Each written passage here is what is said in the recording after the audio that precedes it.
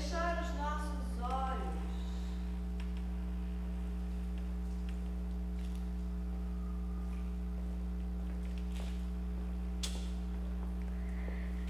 Vamos fechar os nossos olhos, imaginar que aqui acima é uma noite estrelada e aqui onde nós estamos é uma colônia espiritual que nós podemos caracterizar como uma das moradas do Reino de Deus. Como diz a canção, à noite no céu, as estrelas brilham, e as estrelas estão nesse momento brilhando. Há uma montanha que brilha também por causa das estrelas, e ali está Jesus. Com seu manto luminoso, com seu olhar meigo e sereno, com seus cabelos, fios de castanhos, como nos descreve o Espírito Emmanuel, com um semblante indescritível, trazendo uma alegria singular, um ar de beleza profunda, jamais vista na terra. Mas a luz é imensa, que ele carrega. E é esta luz, amorosa, aconchegante, que nós vamos mergulhar com ele nesse exato momento. O nosso momento hoje aqui é para sentir Jesus. O nosso momento aqui hoje é para estar com Ele realmente e entrar em seu coração, porque é isto que Ele quer.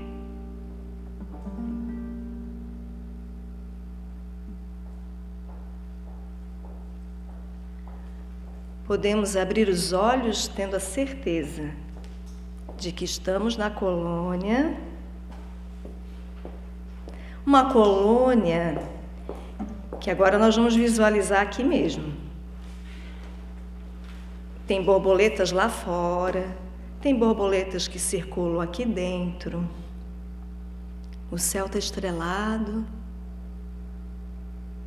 Para quem não tem o costume de fazer visualização, aqui já fica uma grande caminhada para se fazer em casa, porque esta concentração nos faz chegar bem pertinho dos nossos guias espirituais e de Jesus.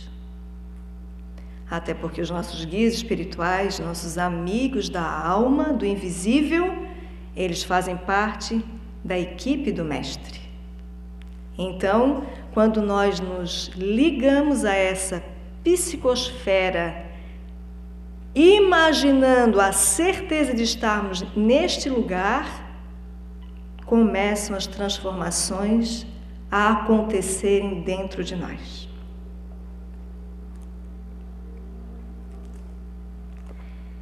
O nosso trabalho chama-se O Comportamento de Jesus, que provavelmente vai ter parte 1, que é essa que nós vamos fazer hoje aqui, parte 2, parte 3, nós nem sabemos, porque nós somos inteiramente guiados pela espiritualidade que coordena os nossos trabalhos. Antes nós viemos aqui, fizemos Caminho da Cura, parte 2 já, né? Nós tínhamos feito já a parte 1 aqui. E hoje nós estamos vindo, esse ano, é o ano do comportamento de Jesus, mais especificamente porque a espiritualidade está preocupada, entre aspas, conosco. Que estamos nos distanciando muito da psicosfera do Mestre. E não estamos nos atentando para isso. Então, dentro dessa energia maravilhosa que já está aqui, já está em nossos pensamentos, em nossas telas mentais, nós buscamos algumas obras para retratar bem esse comportamento que Jesus tinha, para que nós possamos refletir, mas ao mesmo tempo fazer parte da nossa vivência realmente, né, dentro do que ele falava. Porque Jesus não só falava, né? Jesus exemplificava ao mesmo tempo. Tanto que Joana de Ângeles nos fala que o consultório de Jesus era ao ar livre. Não é verdade isso? Ela está certa, né? E ela que conviveu com ele como Joana de Cusa, que depois nós vamos falar de Joana de Cusa, que conviveu com Jesus, né? Então, esse momento para nós aqui é sublime, é único. E a espiritualidade às vezes nos diz assim: que horas são agora? Quando nós estamos no trabalho. Tá hora. Tá, que dia que é hoje? A gente fala. Eles sabem, mas eles fazem a pergunta para a gente só se ater a algumas coisas. Pois é. Então, exatamente nessa hora, vocês vão começar a pensar um pouco mais sobre isso. Então, nós estamos repetindo para vocês o que a gente recebe sempre, né? Então, a partir de agora, nós vamos começar a pensar sobre essas lições que nós vamos juntos participar, viver, se integrar com Jesus. Neio Lúcio é um espírito que vinha através do Chico Xavier e constituiu, né, o livro Jesus no Lar. E um dos capítulos que nós escolhemos vai nos ajudar a ajudar melhor daqui para frente. Nós sempre aprendemos tantas coisas, né? Porque a gente deve ajudar as pessoas, porque a gente deve se ajudar, porque se a gente não se ajuda, o céu também não consegue nos ajudar bem, como diz ali no Evangelho. Ajuda-te que o céu te ajudará. Então, a gente sempre está aprendendo muitas coisas quando a gente lê as obras, quando a gente participa de reflexões como esta, né? Mas Jesus traz coisas muito pontuais nesse pequenino capítulo. E nós vamos fazer uma leitura que não é aquela que é para dormir. Tem leituras que fazem dormir, né? Bom, eu espero que eu não faça vocês dormirem. Bom, nas casas que a gente tem ido, ninguém dormiu. Bom, sempre tem alguém que dorme, né? Mas daí já é uma outra situação, né? Às vezes a pessoa já está acostumada a ir para as palestras e dormir. Aí acha que vai sair do corpo, né? E vai aprender mais. Mas é bem ao contrário, tá? Sai do corpo, mas voa. Não está aprendendo nada, está dormindo mesmo. Então a gente vai fazer de uma forma, né? Nós aqui vamos fazer de uma forma que realmente Neio Lúcio entre no nosso coração. E não a Patrícia e não a Bertina, né? Mas Neio Lúcio, que ideia diferente, né? João, no auge da curiosidade juvenil, ou seja, João, que era um dos, né, que acompanhava Jesus, ele era jovem naquela época. Isso é uma coisa interessante da gente observar. Como todo jovem, gosta de saber das coisas, né? Quer entender tudo. Então, compreendendo que se achava à frente de novos métodos de viver, ele convivia com Jesus, imagina. Tal a grandeza com que o Evangelho transparecia dos ensinamentos do Senhor, perguntou a Jesus qual a maneira mais digna de se portar o aprendiz diante do próximo, no sentido de ajudar aos semelhantes. Olha só, qual a maneira mais digna? Esse já é um ponto para a gente pensar. De se portar o aprendiz, que somos todos nós, diante do próximo, no sentido de ajudar aos semelhantes, e ao que o amigo divino respondeu com voz clara e firme. João, agora a gente vai imaginar Jesus aqui, conversando conosco. João, se procuras uma regra de auxiliar os outros, beneficiando a ti mesmo, Não te esqueças de amar o companheiro de jornada terrestre, tanto quanto desejas ser querido e amparado por ele. Aí a gente volta àquela frase de Jesus: fazer ao outro o que gostaríamos que o outro nos fizesse. Esse deve ser o nosso lema na Terra. Ou mesmo se nós não estivermos mais na Terra, também deve ser o nosso lema em qualquer outro lugar, qualquer outra morada que estivermos. Se eu não gosto que façam determinadas coisas comigo, por que eu faço com os outros? Não tá, já estamos burlando a lei que Jesus está trazendo para nós, que é uma das leis também de ajudar o outro. Se eu ajudo de coração o outro, eu estou, olha o que ele falou aqui, me beneficiando. Ah, mas quais são os benefícios? Porque a gente quer saber tudo sempre, né? Tá, mas quando eu ajudo alguém de coração, que daí é o que vale, né? Não é ajudar assim, de qualquer jeito, só para fazer de conta, que isso aí não conta. Mas quando a gente ajuda de verdade de coração, que benefícios que nós trazemos para o coração, para o nosso? Primeiro que a sensação que nos dá no corpo é uma sensação também que a gente não sabe nem transmitir para o outro para explicar. Quando a gente vai ajudar alguém ou um grupo de pessoas e a gente volta dessa tarefa, né? E a gente fica sentindo uma coisa assim, um alívio no coração, uma paz interior que nós não sabemos descrever. E com o passar do tempo, neste mergulho de auxílio divino, em que nós passamos a fazer parte, nós vamos observando em nós as transformações, que são muito sutis. Se nós éramos muito impacientes com determinada pessoa ou com determinada situação, já vamos estar menos impacientes. Já vamos estar tolerando um pouco mais. Então, isso já é uma resposta de que ajudar com um coração já traz um grandioso benefício para nós. Ah, mas meu Deus, há anos eu ajudo e eu ainda sou impaciente. Porque a gente quer tudo assim, né? Rápido, né? Estamos dando um exemplo de uma situação, né? Porque quando a gente ajuda alguém, a gente precisa se ajudar primeiro também, né?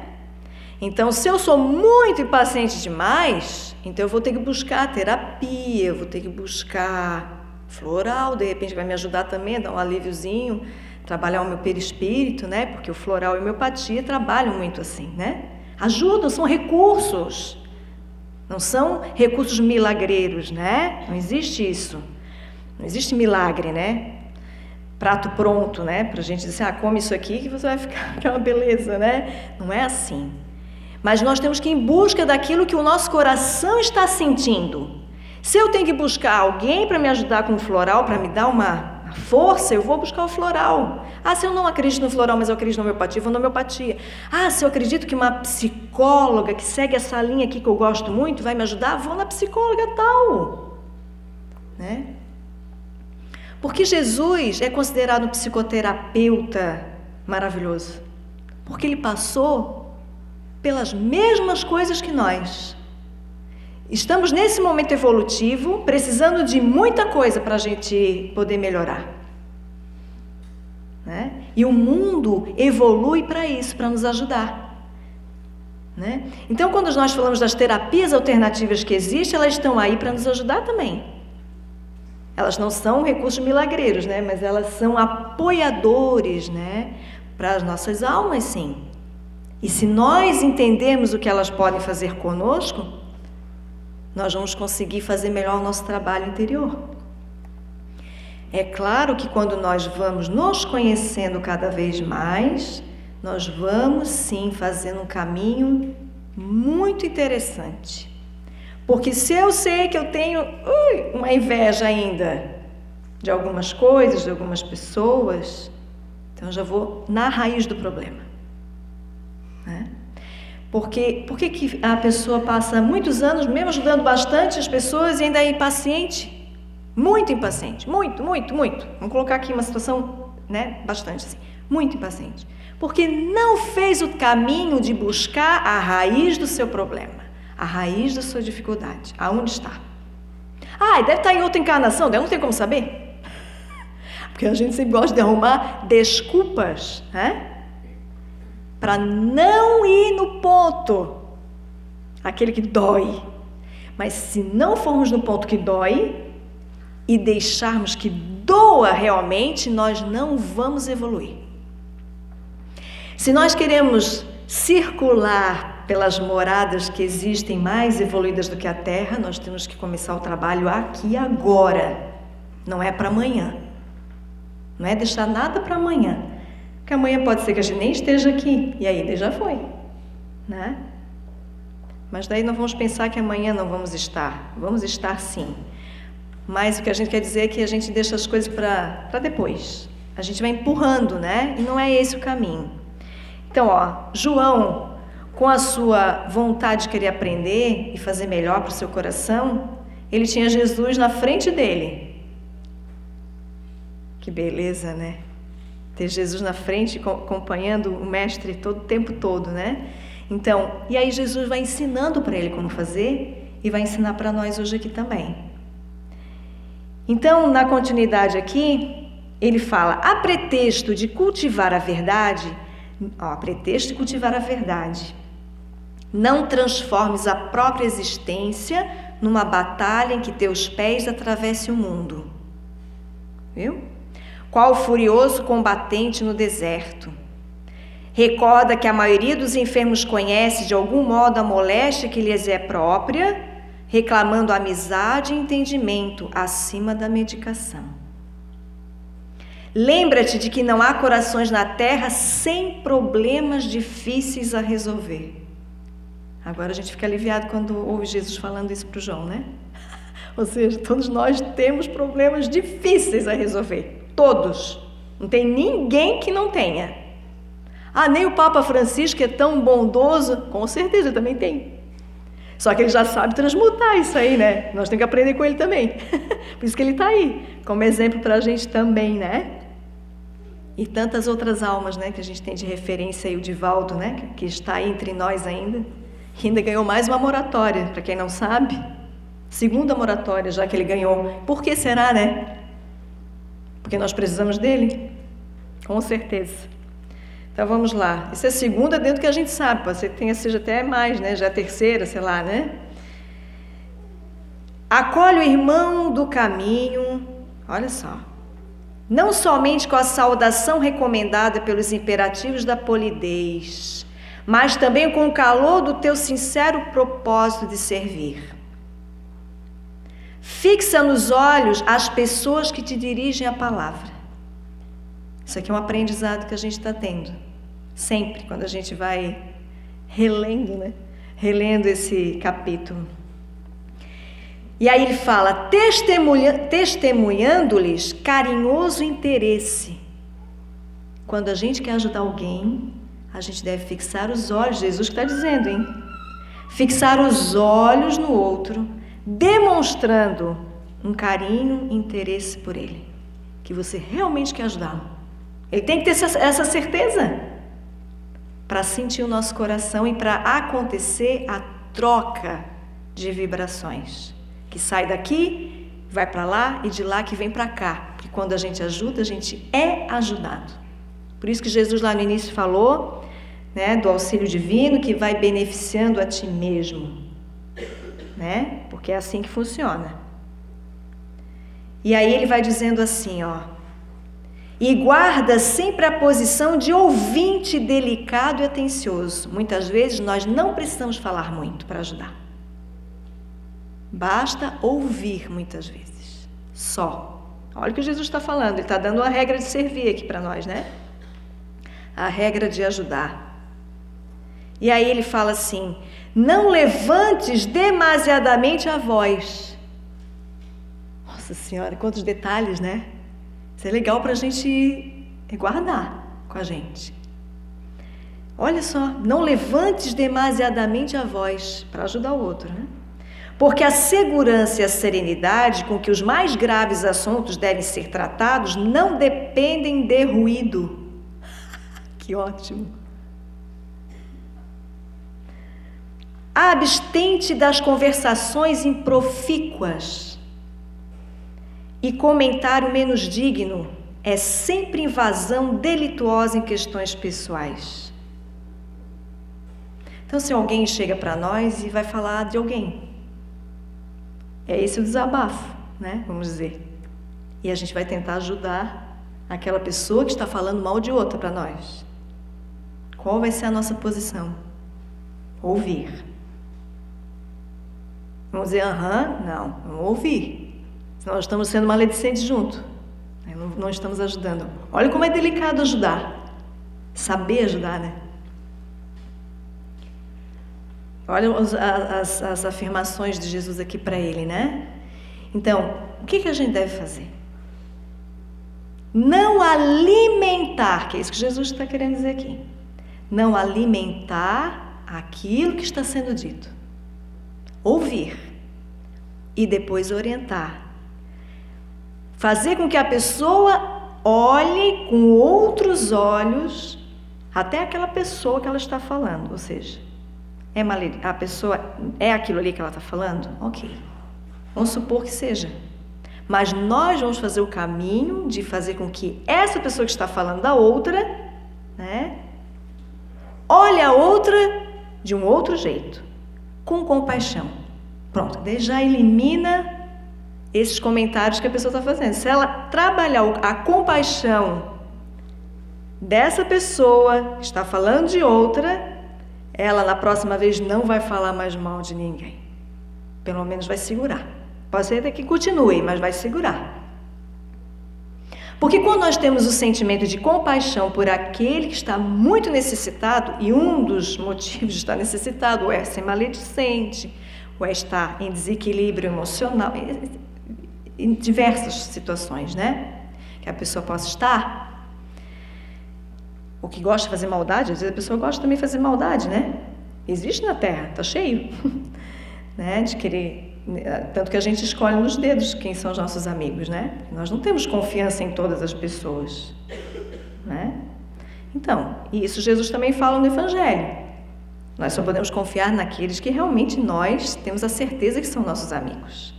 E aqueles que não são, né? Aqueles que não são, nós temos que ter um olhar de compaixão.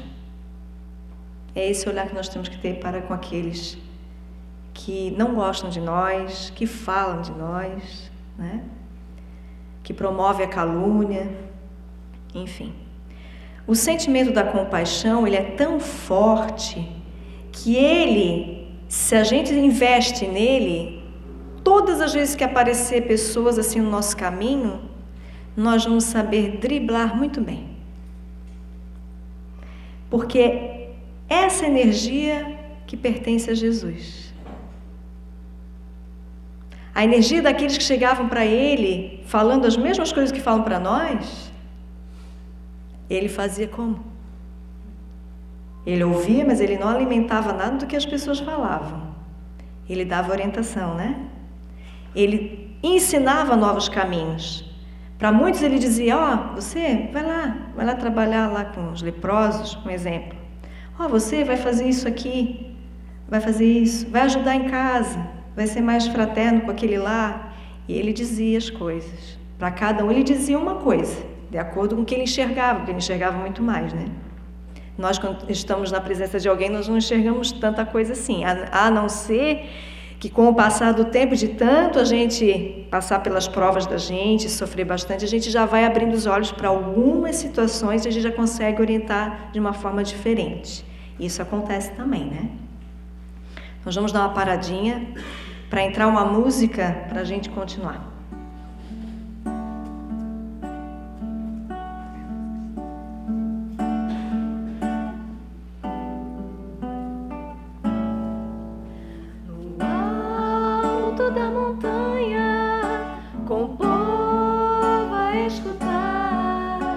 Falava Jesus de amor, verdades vão ficar. Dizia da caridade, da fé e esperança, para termos simplicidade, como olhar de uma criança. Olhem os lírios, olhem os pássaros voar.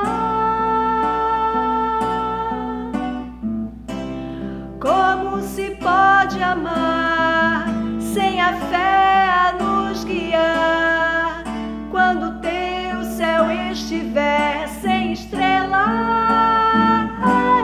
e os teus olhos a chorar? Não está sozinho, boa nova é tempo de amar. Boa nova é tempo de amar. Boa nova é tempo de amar. Amar.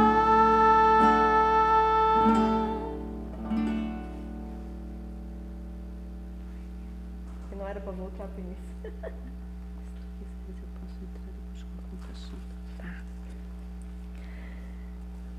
Aqui, nosso trabalho, vamos explicar para vocês como é que é. Nós sentimos também a hora que é para fazer as coisas, é bem interessante. Ele fica responsável pelas músicas, que são sempre de acordo com o que ele sente no lugar. A espiritualidade trabalha a mediunidade dele assim. Que lindo, né? E com a gente, tudo que nós estamos falando para vocês aqui, eu não me lembro, Albertinho, de ter falado isso nos outros centros espíritas. É assim. Porque a gente estuda, a gente tem a nossa caminhada e a gente vai trocando isso na hora dentro do que a gente sente. Como nós não sabemos as nossas necessidades desse momento agora aqui, as nossas pessoais, né? E não sabemos as necessidades de quem está aí, tanto encarnado como desencarnado, mas a espiritualidade sabe. Então a gente segue à risca a coordenação espiritual, porque são eles que nos dirigem. É claro, não vão chegar aqui sem estudar, né? Mas eles que nos dirigem. Então tem coisas que a gente lembra que nem está aqui, mas está no arquivo da gente, por isso que a gente tem que estudar, porque nessas horas eles aproveitam, né? Que bom, né? Que não está esquecido. Então tudo que a gente estuda, que a gente vive de coração, eles conseguem extrair nessa hora da gente, né? E a gente faz essa troca bacana aqui. Então Jesus vai ensinando João a melhor ajudar. E aí ele explica mais uma coisinha para o João. Ele fala assim: louva quem trabalha e ainda mesmo diante dos maus e dos preguiçosos, procura exaltar o bem que são suscetíveis de produzir. É aquilo que nós conversamos um pouquinho antes. Sempre exaltar o melhor do outro. Foge ao pessimismo, ideias negativas, né?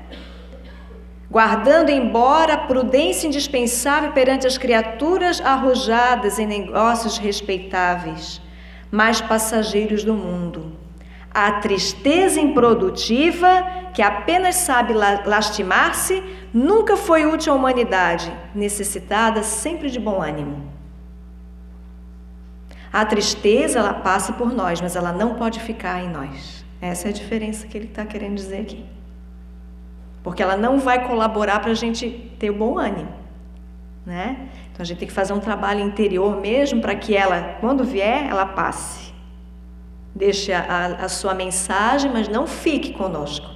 Porque se ficar conosco, vira depressão, vira pessimismo, não consegue mais ter um olhar bonito sobre a vida, acha que aqui não serve mais para viver. Não é isso, não é esse porquê, né, de nós estarmos aqui. Não é para a gente se afundar nas nossas questões interiores, né? É para a gente fazer brilhar, né, a luz que está dentro de nós. Por isso que Jesus dizia, né? Faça acender a sua... Como é que é aquela frase, Albertina? Faça-se a luz, né? Vós sois deuses, né? Acenda a sua luz. Não deixa a luz debaixo da candeia, né? Deixa ela sobre o candeeiro, né? Então, é isso aí que Jesus quis dizer. Olha, não apaga essa luz. Foi isso que ele quis dizer. Quando ele dizia também, eu sou a luz do mundo, ele também quis dizer isso. Porque a luz do mundo, ele está querendo dizer o quê? Que é o trabalho dele, o trabalho do Evangelho. Então, se a gente apaga o Evangelho da vida da gente, nós caímos mais de boca no chão, né? E a gente vai se machucar. Então, sem Evangelho, a humanidade não caminha bem. Porque o Evangelho é fruto de amor. É um trabalho de amor de Jesus para conosco. Por isso que ele é o governador do nosso planeta. E se ele é o governador do nosso planeta e fez essa maravilha para nós, a gente tem que realmente beber disso, né? Mas não assim, botar o Evangelho embaixo do braço e sair por aí, querendo incutir na cabeça dos outros o Evangelho, mas se isentar de fazer qualquer coisa, né, para se ajudar, né? Não é isso, é esse o trabalho. O trabalho é divulgar o Evangelho, sim, mas é a gente se trabalhar junto, porque senão ele não tem força. O Evangelho só vai ter força quando a gente realmente tiver vivência dele, assim. E a vivência pode ser pequenininha, pode ser o que for, mas ela tem que ter. Tem que ter vivência. A gente tem que ter bom exemplo para oferecer para os outros. E todos nós temos. Sempre tem alguma coisa boa dentro de nós podemos transmitir para o outro. Ou é um sorriso, um abraço, é um ânimo que a gente dê. Cada um tem as suas conquistas. E isso existe em todos nós. Então a gente tem que valorizar essas conquistas, mas para o bem. Não para se envaidecer, porque daí a gente já cai de novo. Daí é sem Evangelho. Daí quando entra vaidade, pessimismo, tudo que não nos eleva espiritualmente, faz a gente sair da sintonia de Jesus. E aí Jesus, ele continua falando com João, dizendo coisas muito também interessantes que a gente faz e não sabe. Ele fala assim, ó. Usa cotidianamente a chave luminosa do sorriso fraterno. Faz uma grande diferença nós recebemos um bom dia, uma saudação, um carinho, que seja com um sorriso. Não faz? Faz, né? Do que se a gente fosse sisudo, né? Ai, que horror! Né? Não é bom ser sisudo ou sisuda. Não é. Mas como é que eu faço? Eu sou assim. Tem pessoas que dizem, né? Eu não sou muito de sorrir, eu sou assim. Alguns até dizem assim, eu sou de origem italiana, então eu sou assim. A gente sempre tem que arrumar uma desculpa para não se melhorar, né? Daí coloca a culpa na origem, na descendência, que assim a família é assim, que eu também sou. Então não é bem assim, não. Se somos assim e podemos ser melhores, nós podemos sim e temos condições de melhorar. Tem pessoas que a gente conhece do nosso grupo mesmo, que deram um salto, que a gente chama de salto quântico, assim, depois que realmente assumiram o trabalho com Jesus, de verdade, mas mudaram muito, assim. Que também, a gente até tem uma amiga que ela disse que ela tinha dificuldade de sorrir, que ela ia para frente do espelho e ficava fazendo assim, para ver os dentes. Olha que é grave isso, né? Ela já está com 52 anos, se não me engano. Então, mas foi agora, 3, 4 anos atrás, que ela teve que fazer esse exercício. Ela não teve esse exercício. Ela diz que até alguns momentos da vida dela que ela foi muito assim, muito brincalhona, e depois aquilo apagou. Porque ela deixou apagar, com certeza, e ela sabe disso. Né? Então, para ver como a gente é frágil, né? Nós somos frágeis, né? Nós somos frágeis. Então, aquilo que a gente tem de tão bonito pode se perder se nós não cultivarmos. Porque ele também falou aqui do cultivo, né? Falou do cultivo aqui de várias coisas. Então, daí ele fala assim, ó. Usa cotidianamente a chave luminosa do sorriso fraterno com um gesto espontâneo de bondade. Espontâneo de bondade. Então, ninguém pode forçar aquilo que, né? Forçar uma coisa que não tem. Por isso que a gente fala assim, né? Tem pessoas que a gente, né, sabe assim, poxa, já sei que a pessoa não é aquilo ali, ela tá fazendo de conta. Bom, o problema é dela, é claro, né, não é nosso. Mas como serve de exemplo para nós, né? Quando a gente faz uma coisa forçada, não é verdadeira, né? Não é do coração. Porque os olhos também falam. O jeito da pessoa também fala. Então, se a gente apurar um pouco a sensibilidade, a gente vai perceber que a pessoa ou está fazendo aquilo para fazer de conta, ou realmente ela está sendo, né, aquilo que é mesmo, né? Enfim, de querer fazer de conta que é boa, né? Então, que não sejamos assim, porque se a gente olha no outro aquilo que a gente não quer para a gente, então não vamos ser assim nunca, né? Agora, se o outro quiser continuar, o problema é do outro, né? Mas ele serve de exemplo para a gente não ser aquilo ali, né? Então, isso é importante. Aí, ele coloca assim, podemos sustar muitos crimes e apagar muitos males com um sorriso fraterno. Sorriso, hein? Olha a energia que tem um sorriso.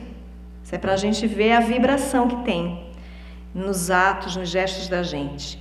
E aí ele coloca uma outra coisa bem importante. Jesus falando para João: faz o possível por ser pontual. Não deixes o companheiro à tua espera, a fim de que te não seja atribuída uma falsa importância. Puxa vida, né? Hoje eu deixei a Albertine me esperando. Aí a gente comete esses errinhos, né, no dia a dia.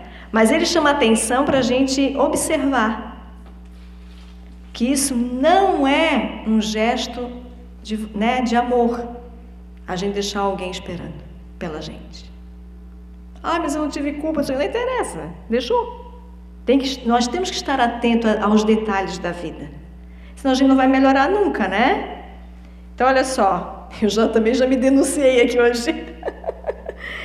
Porque a gente tem que ser sincero, não é verdade, né? Hoje eu cometi esse errinho aí, mas eu costumo estar pontual nas coisas, né? Mas a gente tem que estar sempre realmente se policiando, né? Então, ele colocou assim, a fim de que não te seja atribuída uma falsa importância. Agradece todos os benefícios da estrada.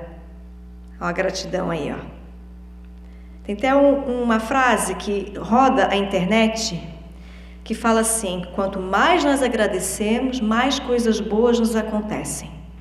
É isso aqui que Jesus está falando. Temos que trabalhar a gratidão é uma virtude. Tá? Gratidão é uma virtude, a gente tem que trabalhar a gratidão no nosso coração. Agradecer o tempo todo tudo que nos acontece. E realmente, a gente entra na energia da gratidão, as coisas boas começam a vir. Olha só, mas tem que ser de coração, né? Não é querendo que as coisas boas venham, eu vou começar a agradecer bastante só de boca para fora. Não funciona, não chega lá. Como o André Luiz fala, não passa nem do teto material. O André Luiz fala em uma das obras isso. Falando a respeito da oração, quando ela não é verdadeira. Da mesma forma é o sentir da gente, o pensamento da gente, né? Então daí coloca assim, se o sol aquece a vida, é a semente de trigo que fornece o pão. Deixa que as águas vivas e invisíveis do amor que procedem de Deus nosso Pai atravessem o teu coração. Olha a forma de Jesus falar, né? A gente tem que falar com docilidade, né? É isso? Doçura, né? Com afabilidade com as pessoas. Aí a gente volta de novo para aquela frase, fazer aos outros que gostaríamos que os outros nos fizessem. Né? Porque eu vou dizer um negócio para vocês, quando a gente recebe uma palavra, uma frase, um comentário direto para a gente, negativo, de desequilíbrio de alguém, a gente sente bater aqui, aquela coisa ruim. Mas como o contrário é muito bom receber. Quando a pessoa chega, fala com amorosidade, fala com carinho, nos acolhe a alma, nossa, a gente flutua, né? Coisas que nós precisamos sempre estar atentos. E aí ele fala assim: façamos sobretudo o melhor que pudermos, na felicidade e na elevação de todos os que nos cercam. Não somente aqui, mas em qualquer parte, não apenas hoje, mas sempre. Silenciou o Cristo e, assinalando a beleza do programa exposto, o jovem apóstolo inquiriu respeitosamente: Senhor, como conseguirei executar tão expressivos ensinamentos? É a nossa pergunta também, né? O mestre respondeu resoluto: a boa vontade é nosso recurso de cada hora. Boa vontade. má vontade, a gente não consegue nada, pode ver, né? Estou olhando o jeito de vocês aí me olhando, pensando, né? Tem muita coisa para pensar aqui mesmo. E afagando os cabelos do discípulo inquieto, olha a cena, encerrou as preces da noite. Muitas coisas que aconteciam aqui eram na casa de Simão Pedro, né? Que também foi um aprendiz aí junto com Jesus. A Albertina tem algo a nos dizer sobre a compaixão, porque é o que nós temos observado na nossa caminhada que nos prejudica no agir nosso com o outro, né? Quando nós não olhamos para o outro com compaixão. Ela vai dizer por quê? Entreguei para ela agora. Então, nosso tempo é um pouco curto, né? Mas a gente vai tentar, porque como o nosso trabalho ele é baseado no comportamento de Jesus, então nós, nas nossas pesquisas para o trabalho, até para nós mesmos, né? A gente tem lido muito sobre autores que relatam, tipo Irmão X, tipo Amélia Rodrigues, situações mesmo vividas por Jesus, né? Na pena deles, da escrita metafórica, mas que traz muito dessas questões que Jesus trazia, né? Então, a Patrícia enfatizou a questão da compaixão, e tem a ver com o próprio conteúdo dessa ação compassiva que o Evangelho nos traz, né? Do quanto a doçura, e muitas das palavras que eu usar, ela já usou aqui, né? A afabilidade e a doçura são atitudes de uma ação compassiva. Então, nós vamos relatar, porque eu acho que a gente vai tomar menos tempo, e vamos deixar para que os irmãos façam suas conclusões, suas tiradas, né, dessa história ocorrida com Jesus, que tem tudo a ver com essa atitude tão necessária na sociedade hoje, né, que é a atitude de compaixão, que nós ainda temos muita necessidade de desenvolver essa ação, que é do coração, né? Então ele intitulou o Irmão X No Caminho do Amor. Em Jerusalém, nos arredores do templo, embelezada mulher encontrou um nazareno de olhos fascinantes e lúcidos, de cabelos delicados e melancólico sorriso, e fixou-o estranhamente. Arrebatada na onda de simpatia a irradiar-se dele, corrigiu as dobras da túnica muito alva, colocou no olhar inebriante e indizível expressão de doçura, e deixando perceber nos gestos do corpo frágil a visível paixão que a possuíra de súbito, abeirou-se do desconhecido e falou-lhe sussurrante: Jovem, as flores de Séforis encheram-me a ânfora do coração com deliciosos perfumes. Tenho felicidade ao teu dispor em minha loja de essências finas. E aí mostrou extensa vila cercada de rosas, à sombra de arvoredo acolhedor. E ela continuou: Inúmeros peregrinos cansados me buscam à procura do repouso que reconforta. Em minha primavera juvenil encontram o prazer que representa a coroa da vida. É que o lírio do vale não tem a carícia dos meus braços e a romã saborosa não possui o mel de meus lábios. Vem e vê. Dar-te-ei leito macio, tapetes dourados e vinho capitoso. acariciar-te-ei a fronte abatida e curar-te-ei o cansaço da viagem longa. Descansarás teus pés em água de nardo, é uma essência de planta, né? E ouvirás, feliz, as harpas e os alaúdes, que também é um instrumento musical antigo, do meu jardim. Tenho a meu serviço músicos e dançarinas exercitados em palácios ilustres. Ante a incompreensível mudez do viajor, tornou súplice, depois de leve pausa. Jovem, por que não respondes? Descobri em teus olhos diferente chama, e assim procedo por amar-te. Tenho sede de afeição que me complete a vida. Atende, atende. Ele parecia não perceber a vibração febril com que semelhantes palavras eram pronunciadas, e notando-lhe a expressão fisionômica indefinível, a vendedora de essências falou um tanto aborrecida. Não virás? Constrangido por aquele olhar esfogueado, o nazareno apenas murmurou: agora não. Depois, no entanto, quem sabe? A mulher, adornada de enfeites, sentindo-se desprezada, irrompeu em súbitos sarcasmos e partiu. Eu não ia fazer comentário, mas não vou conseguir passar sem fazer o comentário. Os irmãos, imaginem Jesus, que é de Jesus que ela está falando aqui, né? Humberto de Campos está falando de Jesus. Imaginem esse olhar de compassividade, essa resposta dada nos lábios de Jesus para dizer um não para aquela mulher.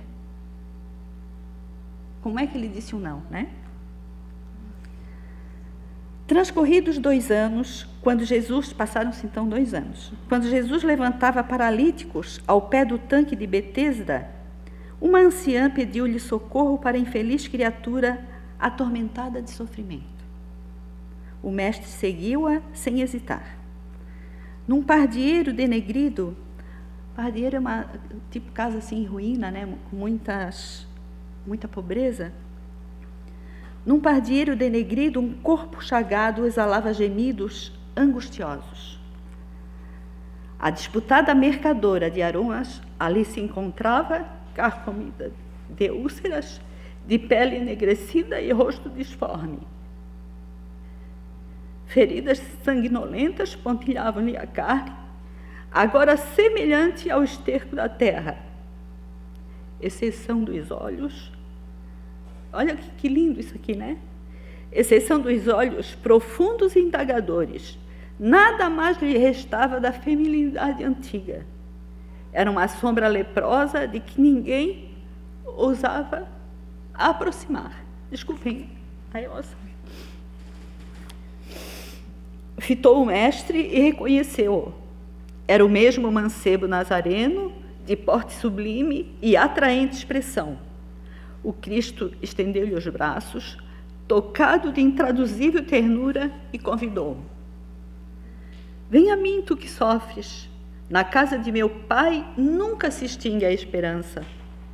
A interpelada quis recuar, conturbada de assombro, mas não conseguiu mover os próprios dedos, vencida de dor. Ela tinha lepra, né? O mestre, porém, transbordando compaixão, curvou-se fraternal e aconchegou-a de manso em seus braços. A infeliz reuniu todas as forças que lhe sobravam e perguntou em voz reticenciosa e sofrida: Tu, o Messias Nazareno? O profeta que cura, reanima e alivia? Que vieste fazer junto de mulher tão miserável quanto eu? Ele, contudo, sorriu benevolente, retrucando apenas: agora venho satisfazer-te os apelos. E, recordando as palavras do primeiro encontro, acentuou compassivo. Aí a mesma frase que ela diz para ele, uma tonalidade de anseio de um amor, né, inebriante que ela queria, ele diz de um amor compassivo e benevolente, né? Descubro em teus olhos diferente chama, e assim procedo por amar-te.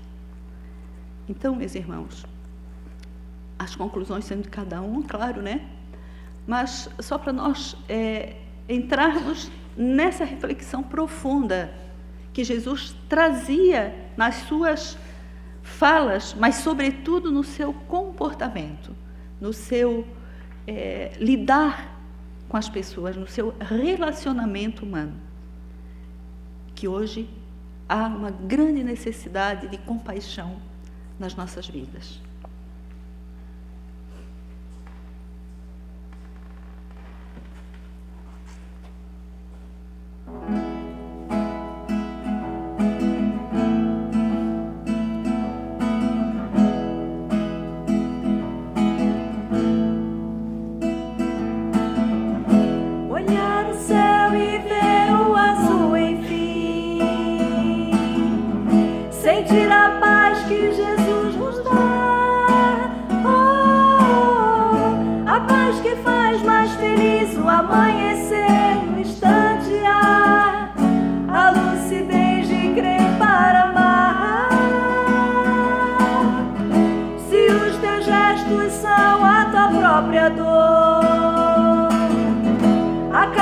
Viva do teu padecer,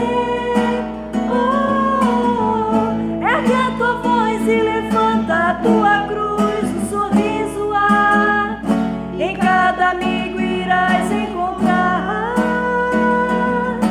Ande, que o mundo não espera por você.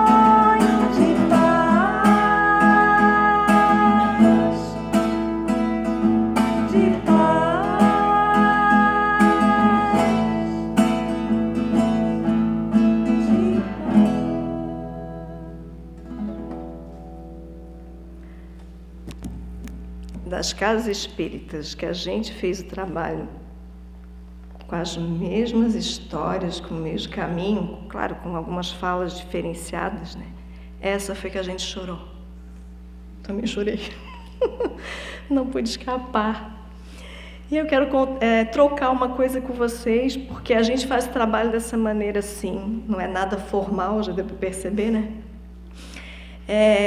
Hoje, quando a gente estava conversando sobre como ia ser aqui, eu liguei para a Albertina antes de a gente vir, e eu assim, sabe o que eu estou encontrando aqui? Aquele livro que a gente já leu várias vezes e tem da Joana.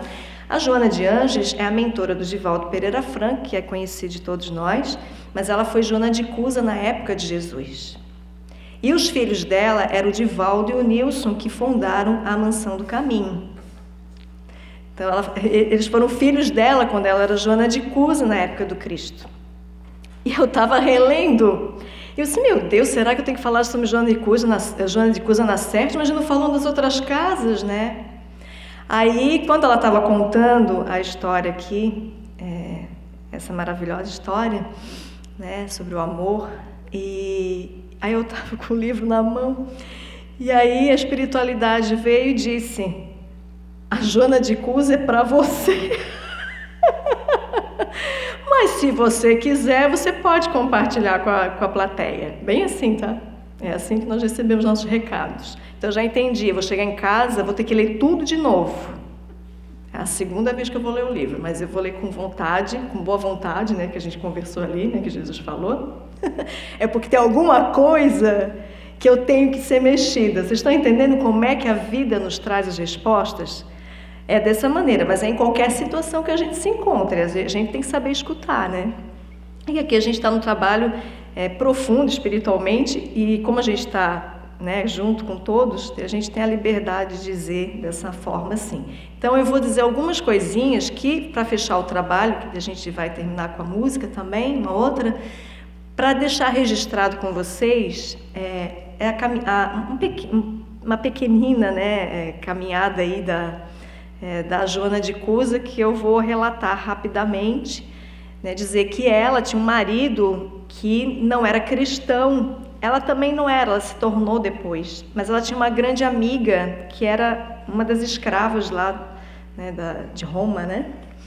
E ela entendia muito a linguagem de Jesus, que Jesus falava em alguns idiomas, assim, e tinha um idioma que ela entendia bem, que era quando ele pregava mesmo, assim. Então, um dia, vendo que a Joana estava muito triste, porque se atracava com o marido, né, o marido era uma pessoa muito rígida, muito do mundo, mundano, assim, né? Então, ele não queria saber de nada. E então a escrava, né, que era chamada escrava na época, né, porque era assim que se reportava essas pessoas que trabalhavam, né, para os seus maiores, né, títulos, né, da época, ela convidou a Joana para conhecer Jesus, para ir até o encontro dele. E ela teve um encontro com Jesus, que foi muito lindo. Então, eu recomendo vocês lerem o livro Boa Nova, no capítulo que está ali da Joana de Cusa, que é a psicografia do Chico pelo Espírito Humberto de Campos. E ali é descrito tudo lindamente, assim, como foi essa caminhada. Mas a Joana, ela teve esse encontro com Cristo e ele deu todas as orientações para ela também, não deixar de fazer as coisas que ela tinha que fazer e não deixar nunca de ser fiel ao marido. Mas Jesus já falava isso porque ele já sabia que ela tinha um compromisso de resgate com o marido. Então ela não podia, naquele momento ali, naquele caso, ela não podia se separar dele, né? Naquele caso, né? Ela não podia se separar dele. Ela tinha que caminhar com ele fielmente, mas trabalhando o cristianismo da melhor forma possível que ela pudesse. E ela realmente se tornou uma grande cristã. Então é para a gente entender também a caminhada do Espírito, né? Se hoje a Joana de Ângeles, que tem essas obras maravilhosas aí dela, através de Divaldo, ela é isso aí que a gente lê, maravilhosa, porque ela fez um caminho lá atrás, muito grandioso. Sofreu horrores, né? Passou por muitas dores profundas para poder aprender a melhor servir, né? Com Jesus, claro. E ela teve a grande chance de ter Jesus na frente dela para fazer isso, e ela seguiu, né? E muitos passaram por Jesus e não seguiram ele. Então eu só vou colocar para vocês o que aconteceu com a Joana de Cusa depois do encontro dela com Jesus, que é legal de saber.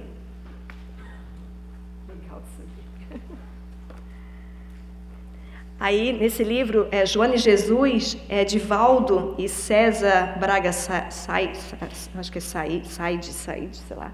Eles fizeram uma composição de algumas obras, né, psicografadas, do Chico e tudo mais, para poder resgatar esse ensinamento.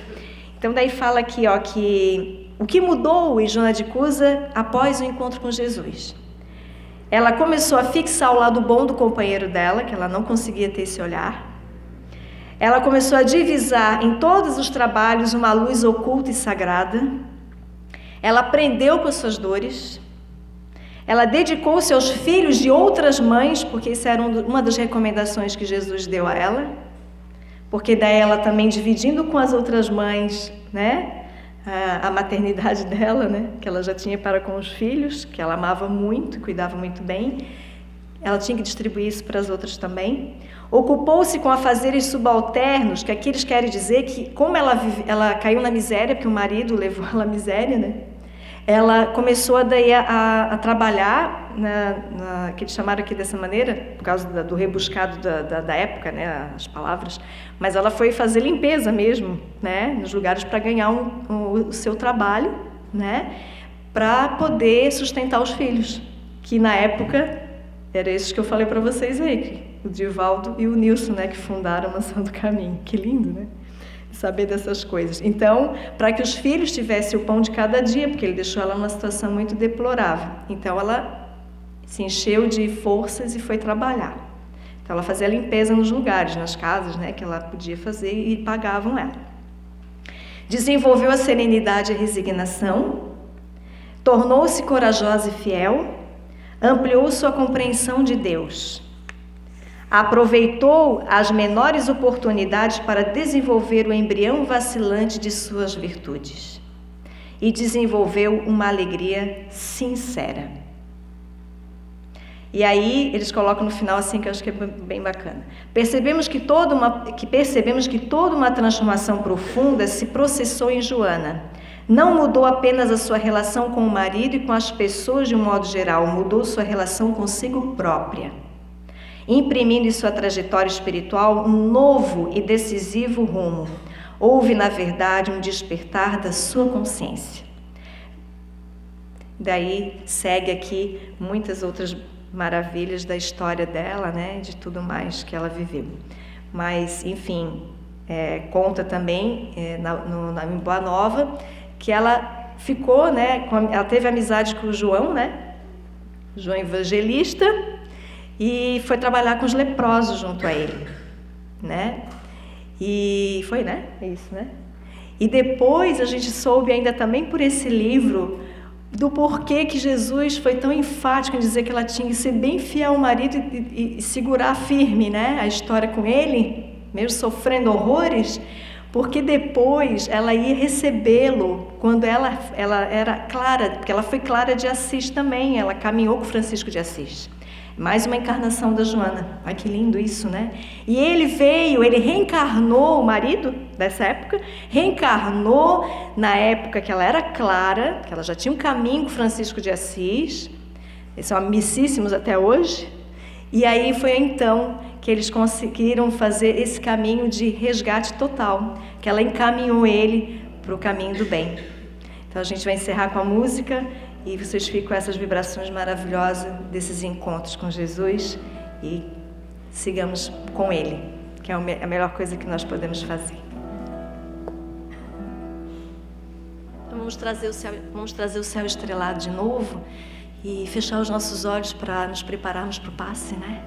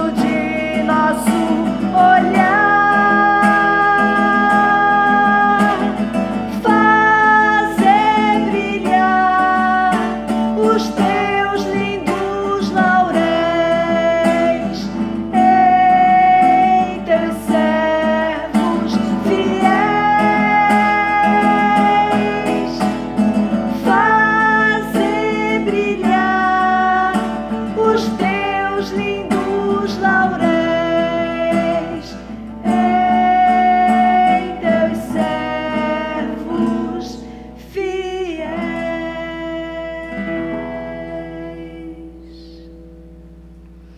Essa letra está no livro Obreiros da Vida Eterna, de André Luiz, psicografia do Chico, e foi feita por Maria Elza Tiscati, que é uma amiga nossa lá do Rio. Mas a letra é toda do livro.